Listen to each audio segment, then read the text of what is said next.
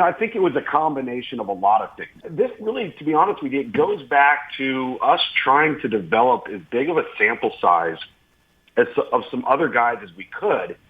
And in many instances, because of the pandemic and because of how recruiting and camps and combines and even in-season fall campaigns were either cut short or eliminated entirely.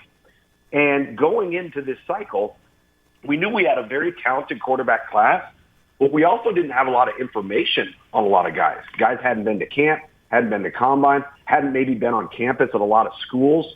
And then some guys, like an Eli Holst is a great example. He has one complete varsity season under his belt because of the pandemic. So we didn't have a lot of intel and data and sample size. And so we went back and we just started scouring the spring, scouring the summer, and we knew the class top to bottom was arguably the best top-heavy class we've maybe seen in the last 15 to 18 years, in the sense that if you look at our rankings, we've got a lot more quarterbacks in the top 20, top 25 than we normally ever do.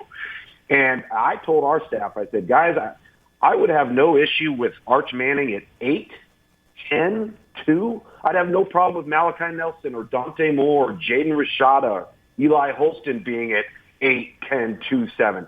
I don't think there's that much difference. We did not get to see Arch at all this spring and summer.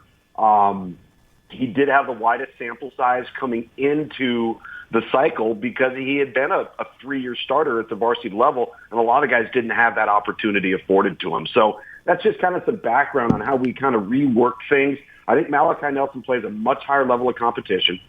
I obviously his skill set is really, really good. And I also think he happens to be going to the right place to maximize that skill set. So we went back and forth on 2 to 3 guys. Arch was one of them, and that's kind of how we landed in this iteration, and that we'll take it through the fall and see how they perform in the fall.